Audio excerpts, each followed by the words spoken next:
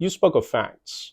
Nothing is more elusive than facts now, despite whatever advances we've made in the sciences and how much progress we've made. Facts, apparently, are not facts anymore. That's always something that's up for debate. What's America's role in the world? America's role in the world is evil. And then my approach is, no, let's stop and think about that. You may have reasons to think so, but let's learn more. Let's know more.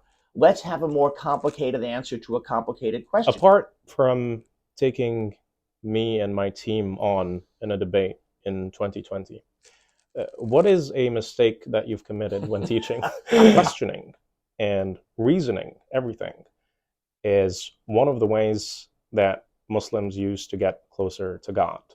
So whatever is here now in terms of stagnation is actually a departure from what the culture used to be back in the day. Let's say that you have some society out there that does fully depend on reason and does still respect facts. How do you ensure that what has happened here, the US or the West, wherever it is, doesn't happen elsewhere?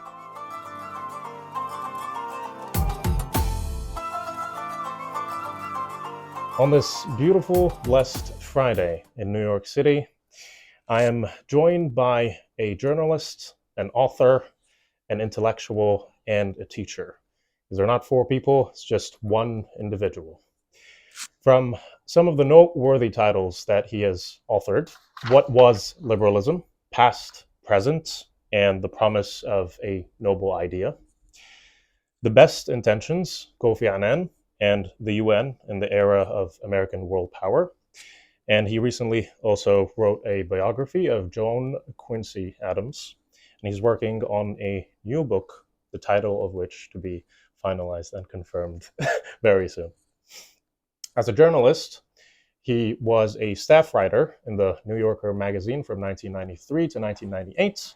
And then he moved on to be a contributing writer to the New York Times from 1998 to 2011. He is now a senior fellow at the NYU Center on International Cooperation. He is also a columnist at foreignpolicy.com, covering a diverse basket of topics from the Middle East, the progression of democracy or the lack thereof in the United States, refugees, and many more. He's also an instructor of the class Crises in Context, the forces that shape the great events of our time, as part of the Sheikh Mohammed bin Zayed Scholars Program at New York University, Abu Dhabi in the UAE, a program that I'm proud to be an alumnus of myself. But I'm nonetheless pleased to be able to call my guest today a teacher, an intellectual mentor, and more importantly, a friend. James Traub, ahlan wa sahlan. Thank you for joining me today. Well, Amro, I am delighted to be here with you. Pleasure is mine.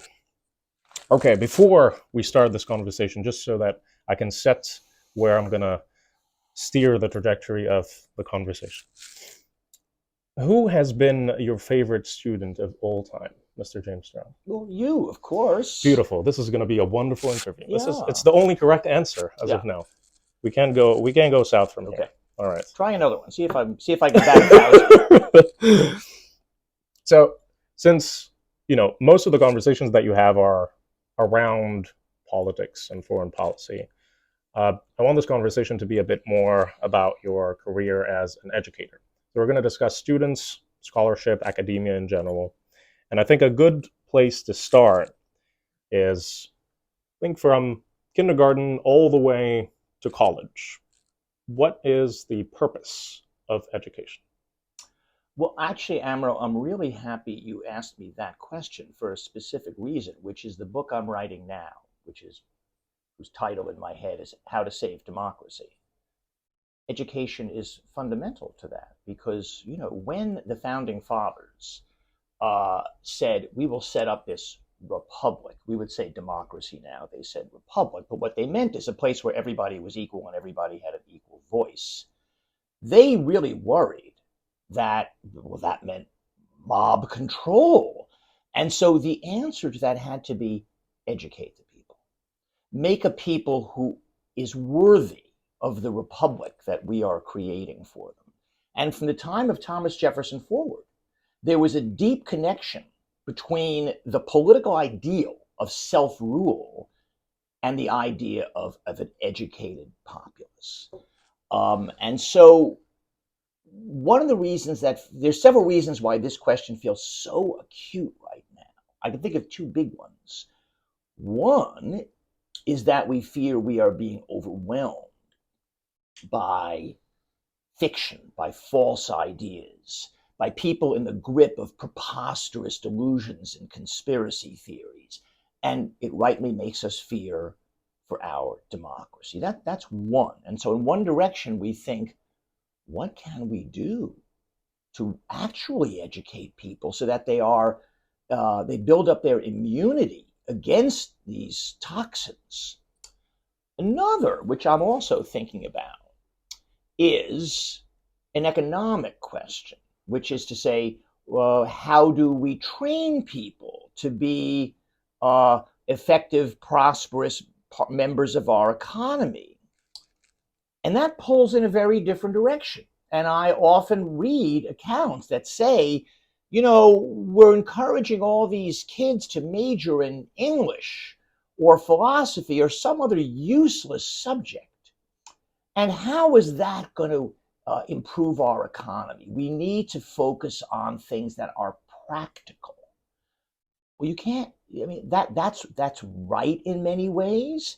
And yet to find a way to combine these two things without sacrificing the one or the other, which is to say, the deep grounding in knowledge, real knowledge, and in thinking hard about complicated subjects, which is what makes it possible for a person to be a good citizen. Mm-hmm. And then also at the same time, and especially for those who are not going to go on to college, preparing people in a highly practical way for their work life. I mean, I would say, if you ask me which I fear more, I fear that the utilitarian thing could undermine the citizenship thing. That's a very comprehensive view. It actually brings me to the one of the books that you also authored, Better by Design, The Consumer's Guide to School-Wide Reforms. And it tackles, I think you looked at 10 different reforms to education that was studied at the time. This was published in 1999. Two of the ones that I remember at the top of my head are multiple intelligences, where you basically take into account the fact that students come in very diverse shapes and forms, and then you try to cater to that so that you're not only catering to the people that have intelligence when it comes to logic and math, but rather people that also are gifted in the arts and music, and then you alter and accommodate the way that you teach and your pedagogy to, assimilate those students into something that is helpful eventually to society. There's also the success for all, but we don't have to go into that. So given what you just told me about the importance of education in both of these different facets, what have you seen from your experiences, whether it's teaching or being taught or perhaps something that you've pioneered? What is the best way to teach a student to reach that end that you speak of?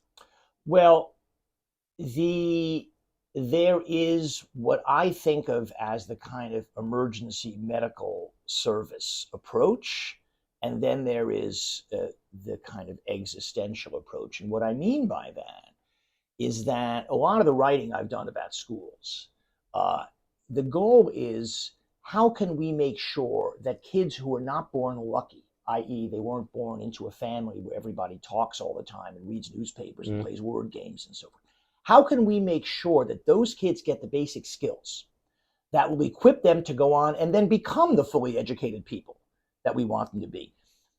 But that's quite different from the question of what is the supreme good. We want everyone to reach the supreme good, but we recognize there's a whole world of kids who aren't going to get anywhere near there unless they can get over this first hurdle. And frankly, when I think about things like multiple intelligences, I worry a great deal. There is no one of the multiple intelligences, kinesthesiological intelligence, your body. Yeah. Well, there really isn't a kinesthesiological way of teaching reading or math. There just isn't. And so I worry about these kind of progressive fads that afflict American education. And I'm actually, you didn't mention one that I'm a strong believer in, which I believe completely bridges the gap between these kind of basic needs and the supreme goods. And that is what's called core knowledge. And core knowledge is something created by a man named E.D. Hirsch. I urge your listeners to read a book, Cultural Literacy, which he wrote, which essentially says, quite contrary to the American progressive fixation with gaining skills, that people learn stuff, and that our skills are critical thinking skills. That comes from a deep immersion in particular things, in knowledge about the world, knowledge of words, for example. Kids will never learn to read a complicated text if they suffer from an extreme shortage of vocabulary, because anyone who's ever tried to learn a foreign language knows that if you have to look up every third word, you lose the thread. So I'm a deep believer in what now feels like a rather traditionalist idea of a form of education which is deep, which is rich in factual knowledge. It doesn't mean lecturing. It doesn't mean boring memory. It means learning stories. So if you asked me as a person who writes about education, that's what I would say. Now, if you ask me as a classroom practitioner, because I don't teach little kids, though I've spent an awful lot of time in schools where people are teaching little kids, and I tutor in high schools. But if you ask me about my own approach, you know from being in my classroom that my own approach is, it's complicated. It's more complicated than you think. I know you have a simple-minded answer to X, which is, what's America's role in the world? America's role in the world is evil. And then my approach is, no, let's stop and think about that. You may have reasons to think so, but let's learn more. Let's know more. Let's have a more complicated answer to a complicated question. It doesn't mean that you won't come to a conclusion at the end. It doesn't even mean you won't come at the end to the conclusion you had at the beginning. But you have to know a lot. You have to be prepared to think difficult thoughts. And then above all, you have to be willing to confront your own ignorance, to question authority. This is what we call critical thinking. And so that whole approach of not being satisfied with the authority from which something has been derived, of thinking for yourself, of learning for yourself, of coming to difficult conclusions, that's what I try to do as a teacher. How practical do you think it is for us to preach for that standard in today's environment? Because you spoke of facts. Nothing is more elusive than facts now, despite whatever advances we've made in the sciences and how much progress we've made. Facts, apparently, are not facts anymore. That's always something that's up for debate. So that's one dimension of the problem. Another one is the fact that biases they're something that's intrinsic to all of us as human beings, but they've become something that is almost now second nature, and people don't think twice about what type of biases they're exhibiting when they're interacting with other people. So how likely do you think that such a method where you're supposed to foster critical thinking, which can sometimes be at the cost of your students disagreeing with an opinion that you perhaps want them to hold because you think it's a truly good opinion, how many teachers do you think are out there that would be willing to go through that process and truly provide them with an unbiased experience without interfering and shoving their opinions down the students' throats? I don't think the problem is the teachers. I think the problem is the larger society. And so you're absolutely right that this notion that there is this bedrock thing called a fact, and a thing is either a vegetable or a mineral, and it's not somewhere in between the two, and it's not a question of opinion. This is an epistemological crisis that we're suffering from. And I think there was a time when I don't know that it was knowledge people deferred to. I think it was expertise, authority that people deferred to. That time is gone. That notion that, well, if a teacher says it, if a scientist says it, if an important leader in politics or business or the arts says it, it must be so. Well, that world is never coming back. And so therefore, in a way, we depend even more on having good cognitive habits, on accepting the idea that there are things outside of us. It's not just my opinion, my feeling, my this, my that. And that is what education does. You know, the factness of facts, it is not that has changed. As you said, Amro, science has advanced. Our ability to know the difference between an unfounded theory and a better founded theory has not suddenly disappeared. It's a kind of faith in reason. Karl Popper wrote a great book called The Open Society, in which he says that what the open society, and we would say a liberal democracy, he says, oddly enough, depends on, is respect for the scientific method. And he says we need to have faith in reason. At a certain point, when a person says, but I don't accept reason, you can't use reason to make them accept reason. Yes, there must be an act of faith, which says, I believe in reason. Now, how you restore that act of faith, which once was, I think, unquestioned, it was just there. This is one of the great difficulties that people of your generation are going to face, because if we keep going down this downward spiral of contempt for reason, then I don't see how we can ever have a hope to create a more just society. Let me then ask you an easier question. Rather than looking for methods to be able to restore what has been lost when it comes to the dependence on reason, from your perspective, what do you think is the best way to maintain it? Let's assume that it exists now. Let's say that you have some society out there that does fully depend on reason and does still respect facts. How do you ensure that what has happened here, the US or the West, wherever it is, doesn't happen elsewhere? There's the answer at the level of me as a teacher, and that there's the answer at the level of society. So at some level, I can just say, look, I do what I do in the classroom, and I believe in the practices that I pursue, and I believe, and I have discovered from my relationship with my students that act of challenging them to say question authority, but do it from a place of knowledge, that's a very profound thing for people who haven't experienced it before. That's such an important nuance as well when you say question authority with knowledge. Right. And also it's not that you ought to have contempt for authority. Look, I grew up in the late 1960s and early 1970s where you were supposed to have contempt for authority. Well, that was really hyperbolic and destructive, and especially in a place like the Emirates, where deference to authority is very profound.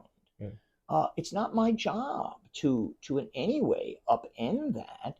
It is my job to make people think that it is no disrespect to your father to say to him at the dinner table, well, actually, Dad, I don't think you're right about, I don't know, the Abraham Accords or whatever it is you're talking about at the dinner table.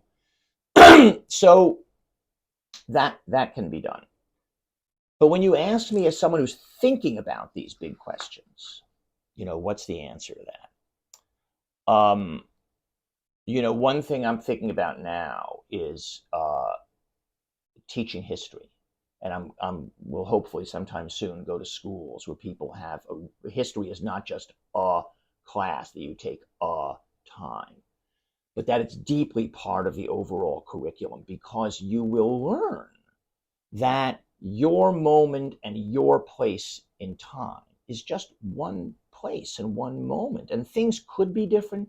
They have been different. They will be different.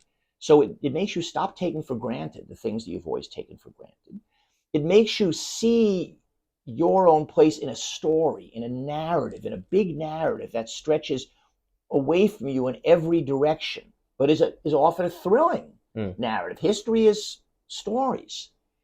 So I think about that. The one of the hardest things to think about in this respect, what do you do about social media, artificial intelligence, deep fakes, all that stuff? We're about to get into that. Oh, well, do you want me to? I'll wait till you ask We're me a about to get question. into So it. let me stop there. You go ahead. I actually have two things to say about that. First, the example of that, Emirati girl, or let's say it's Middle Eastern, because that's probably something that's general. It's really interesting because it's actually counter to what the culture thinks it is. So if we're speaking about the Middle East, the majority of the populace there are Muslims, and a big part of the identity of one being a Muslim, and people can refer back to the golden ages of Islam during the Abbasid area, questioning and reasoning everything is one of the ways that Muslims use to get closer to God. So whatever is here now in terms of stagnation is actually a departure from what the culture used to be back in the day. So that's for the first thing. The second thing regarding this, the importance of history, maintaining that. There's this reformist in the Arab world from Saudi Arabia. It's called Ahmed al-Shigeri. Very, very popular. He has like a show every single year during the month of Ramadan where he goes all around the world and films an episode about a particular concept. Just recently, he published one about Germany and how there they have this culture of remembrance where in every city there's a museum for the events that have happened during the Second World War, so that it becomes something that is constantly remembered naturally.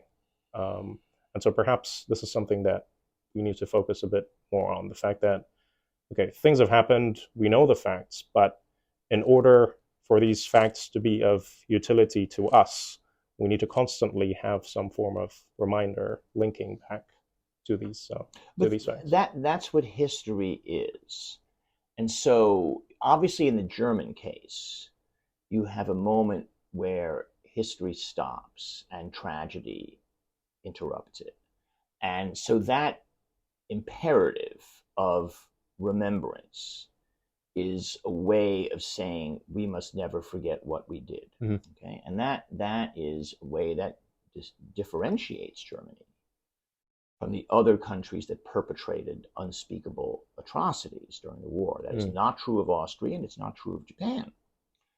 That is very particularly true of Germany. And by the way, there's a big backlash against that among younger people who say, stop rubbing my nose in the terrible things my grandparents did. It's a hard thing to maintain. But I go back to the question of history. In this country, history is so controversial from both sides. And it can't be otherwise. To argue about history is to argue about who we are, who we were, and therefore who we are. Is racism the central fact of American history? Does that explain everything? Does that just explain a lot? Does that explain nothing and it's really a left-wing obsession? So you can't get away from that. And yet, in my hope to find history teaching in high schools, I'm hoping to find some kind of golden mean where children are sitting in a class and a teacher's talking to them and they're talking about the reality of history, which is neither plunged in endless apologetics nor overlooking the horror, because history has now become just a cockpit And so if I think that the learning of history is important for democratic citizenship, then it means you have to somehow find a national narrative that people who disagree about many things can at least minimally accept. Good luck. Absolutely. America does That's not tough. have That's tough. a national narrative. It has a series of tribal narratives. Mm. And those tribal narratives have consumed everything. And how you somehow fuse a national narrative out of these warring tribal narratives, I don't know. It's a very difficult question. And as someone that has come here only a year and a half ago, I've noticed things happening to myself in the way that I introduce myself to other people just by being in the United States. So before coming here, I was Egyptian, and I didn't have to tell everyone every time I met them that, hi, I'm Amram from Egypt or something like that. But then at some point in time, it happened once, and then I put myself in check. I realized that, I'm slowly getting sucked into this game of identifying yourself with a particular ethnicity or race or points or something in a conversation. And I don't know what it is exactly, to the point that there was a very interesting debate at the Comedy Cellar. And for, I think they were hosting Intelligence Square debates. And the prompt was, is America too obsessed with race? And they had these two individuals going back and forth, and the resolution eventually was that yes, America is too obsessed with race, but that's a story for another day. Let's steer back. But let me say one more thing about your story you just told, which is that we now have a kind of linguistic trope. Speaking as a disabled person, speaking as a Jew, speaking as an Egyptian, that's a subclause followed by a comma. Yeah. And then you make an assertion for which you claim a special authority because you are speaking. And what that says is that each of us has this little alley within which we have a special authority which others cannot impeach, and that we honor everyone else's special narrow alley, and therefore the possibility for a full and fearless discussion of anything difficult disappears, because you're not speaking as an insider, as a person who has experienced what you're talking about. That's both horrible to think of because of imagining what that could end up leading to, while at the same time frightening, because a lot of people could make and could exploit the fact that you're able to separate these groups of people, because that makes a community generally much weaker when you're able to separate them from one another, whether it's men and women or it's like people a from different left-wing cultures. gift to right-wing nationalists. It's like the perfect gift to the Donald Trump people. See, that's how they think. Finally, they collaborate. Let's steer back to education. We'll leave that to our next coffee meeting. So in looking at the progression that education has gone through, perhaps over the past 2 decades, and now we're at a very pivotal turning point with the introduction of ChatGPT. Before we get into that, it seems to me that you believe that education has gone into the opposite direction of progression. It certainly has not progressed or stagnated, but gone in the opposite direction. It depends on what level of education we're talking about. I don't think, in terms of, if you're talking about public schools, I would say no. Actually, things are getting a little better. There's a little wider recognition that some of the more noble-sounding progressive pedagogies have not actually succeeded in producing what they're supposed to produce. So actually there, I would say, no, things are getting better. I think this super contested world of higher education, that's probably getting worse. Okay, I see. And I mean, let's then get into ChatGPT right away, because that's a big one. Did you at all explore? I haven't yet. I just not long ago I was reading something and they said, Yeah. here's the link. And I then lost it because I really want to do it, Yeah. but the answer is no, I have not yet. I'll show you after this. But Yeah. what it basically provides is the ability. I mean, a relevant example to you is you gave us questions when we were in the U.S. foreign policy course in SMSB. Sometimes we have to write something. ChatGPT can now do that for you So I fully, gather, right? using billions of examples of texts that are gathered and mined from all around the internet, to be able to give a coherent answer to the question that you're asking. And then it has the ability to correct itself once you give it the instructions to do so. So with the introduction of such a tool into education, is this something that you believe we should be slowly adopting and perhaps advising when it comes to the policies of how much we're using it and the way that, just to govern how it's used? In the same way that calculators, when they were first introduced, math professors were appalled and they wanted them banned from schools. Do you think something like this, in the way that I just described it, do you think that it's something that should also be integrated slowly, or is this truly a threat to education as a whole? Well, both those options may be true. First, I think that these breakthrough technologies can never be put back in their box, right? They're out. Like thinking about cloning, you can't undo the technology. You can only think it is now among us. How can we shape it so that it does more good and less evil?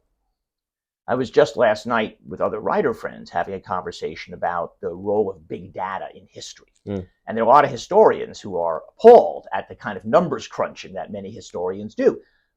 Well, there are a lot of really powerful insights you can get from being able to feed 1 million articles, into your computer and looking for patterns.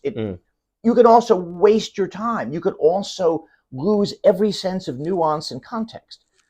So the question then becomes, how do we harness this thing so it's not a Frankenstein monster?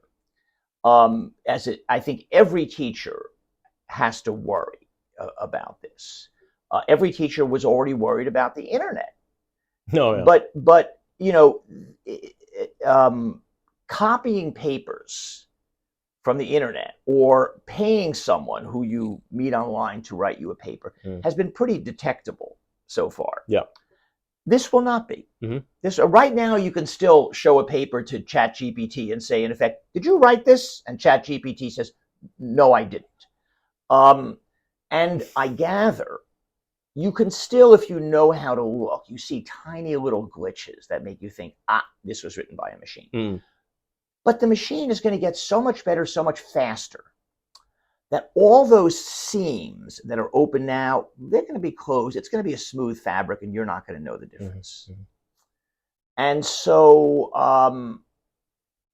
I have not yet faced this as a teacher. In a way, the analogy I think of, though, is the internet, which is, of course, I want you to look up everything you can look up. And perhaps that means you'll be exposed to things that otherwise you wouldn't have been, and you'll be reproducing in your articles things that otherwise you wouldn't have known. It's okay as long as the ultimate act of creation is your own act of creation. And that's going to have to be our standard for ChatGPT. And I suppose the question then is going to be, because it's going to be so much easier to cheat, is how can you successfully infuse the idea that when you cheat yourself? And so the more the goal of education is just to get the good grade and go to the next place, the harder it becomes to say to somebody, don't cheat. And in the end, the only reason not to cheat is because you're cheating yourself. And therefore, you have to believe that this difficult act of learning is good for you. Yeah. That's unfortunately, but cheating is a cancer that has taken over many parts of the Arab world. We have a different program also in the under the umbrella of the Institute of Thought called the Devil's Advocates, Mm. and we discuss cheating. And it's not actually just that you're cheating yourself only, although that is probably a good selfish reason to provide to someone that is thinking of cheating. It's that you're becoming a member of society that is wasting the resources that could have gone to someone that would otherwise have given back. Because when you cheat, we miss out as a society on benefits of competent people. Because you are someone that has spent their entire time simply copy pasting information, uh, having the amazing ability to solve tests and Mhm. solve problems, whether it's through cheating from your friends or whatever sources, whatever innovative sources you have. And then when it comes to real life, which is far off from what test taking is, you're pretty much impotent. Well, that's a noble thing to say. I don't see why the person who was willing to cheat is going to have the ethical sensitivity Fair point. to be reached by your point Fair about point. the damage being done to society. Fair point. That's why I think it's best to use the selfish. I think it's something approach. that needs to start from the household. It would help as well in perhaps kindergarten and the primary years if it's something that is shown to be taken seriously. But the more apathy that we have with the problem of cheating, the more it will promulgate. And Well, the more we it will- see education in strictly utilitarian terms, Yeah. the more you'll say, whatever means reach that end are okay. Okay, let's maybe switch gears a bit. There's a perhaps a controversial idea that I have, and I'd like to get your views on it. I'm big on debates. I do know that. I personally believe that debates, and this is not just during higher education, but in school as well, should be something that is mandatory because of the wonderful traits that it fosters in its participants, whether it's the ability to speak publicly, confidence, critical thinking, the ability to work with a team, the ability to conduct research. I believe it's a gift that encompasses so many characteristics that it needs to be something incorporated and compulsory. Do you think that's something that should be implemented, or should it I remain? happen to be thinking about a version of exactly that subject right now. So I will tell you the direction I'm coming to that from. Please.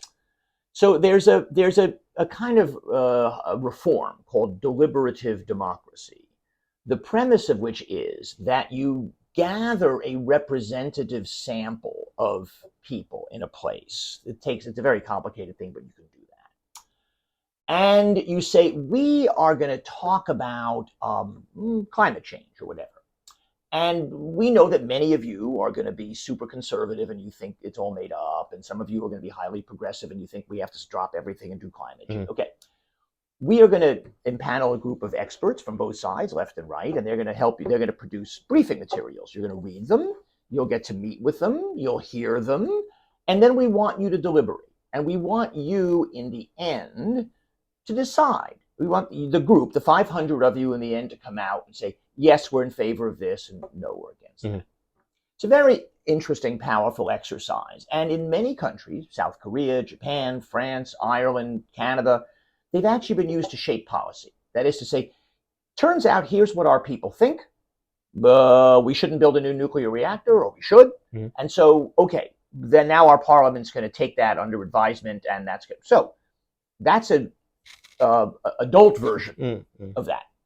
Now, what interests me about this thing is not so much now we know what the public would think if the public were well educated, which is, no, it's that what happens when you put these people together. Now, this is a different point from the one you're making because these are adults, they're not kids in school, is that the intense polarization that you see at the beginning, where all the people on the left know the people on the right are morons, and all the people on the right know that the people on the left are nuts. It changes a lot. It really changes a lot. The actual views about policy change, but those tend to go, but people go back home and they talk to their friends, and that reverts. But what's called the affective polarization, i.e., I know that I'm a good person and they're evil, that doesn't fade away. That remains. And so when I think about the reason I've been thinking about this is I think that this thing has to go from being this complicated hothouse laboratory experiment to being universalized. And in fact, the people who have created this model, who are at Stanford, are now bringing it to schools all over the country, where they will, obviously they won't be demographically assorted. They'll be the kids in class. But the system of debate with the differing views and so on, and there's actually, you don't have normally you need a moderator. They've created this quite remarkable online platform that does the moderating automatically and very effectively.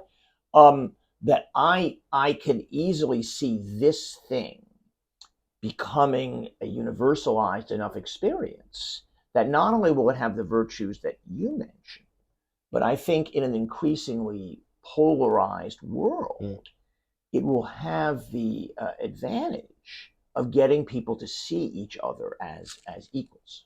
That's remarkable. That's a really cool initiative. I'll look that up. It's at Stanford, right? It's called, if you just look up Deliberative Democracy Lab at Stanford. I've been talking to those people. I've been following. They're having a deliberation in June, the subject of which is, how should we reform our democracy? Here's 50 proposed reforms. Let's deliberate on them and see which ones you believe in. And they're having who participate in this? The 500 and, well, I don't know, some number. So what happens is, first there's what's called a sortition, which is like a lottery drawing, the goal of which is to get a representative sample, geographically, ideologically, socioeconomically, so that you could say in the aftermath, the thing is called America in one room.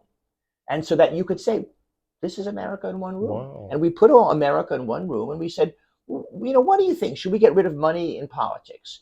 Should we, allow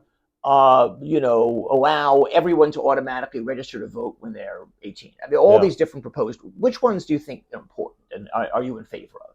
And that at the end you could say, look, this is much better than a poll, because it's not whoever happened to answer the poll, it's that we've put America in one room. Yeah. I'm graduating soon, so if anyone is watching from that lab, please. No, you don't get to be part of it by being extraordinary. You get to be part of it by being ordinary. Fine. I'll lie about my credentials. But let's go back to the Sheikh Mohammed Scholarship Program. What do you think is the importance of having these supplemental programs alongside the college tuition that people receive? You mean the Sheikh Mohammed program itself? Sure. You could speak about it specifically, or just supplemental programs. Well, I don't know. Teach, I don't know what the category is. I'll specify. I'll specify. So things that focus, or programs that focus on the development of personality and leadership. That's an interesting question. I don't do the leadership part. My wife actually does that. She runs a leadership program for museum curators. So now you really need to answer the question. Right. And, what I've realized from her is that we think of leadership as being such a kind of organic spiritual thing that it's not teachable. But that's not so at all. I mean, yes, it depends on who you are, but there is so much that leaders know how to do, which they learn. They weren't born that way. They learn. And so it is a teachable and learnable set of skills. Yeah. And, maybe it would have been good for me if I got it myself when I was young, which I didn't. And so I think that's a good thing. And I think it is good that it is supplemental. I would not want to see leadership becoming part of the school curriculum. How come?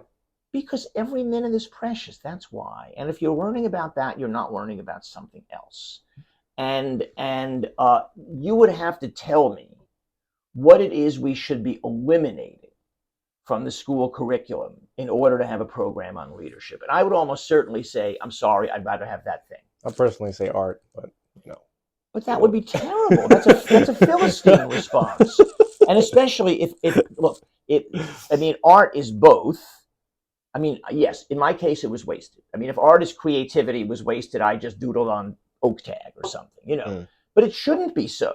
It shouldn't be so. And there are so many kids who goes back to your multiple intelligence point, who are kind of left cold by Yeah. academic learning and will blossom if given the chance to do music. When you say art, I think you mean music, art, dance, theater.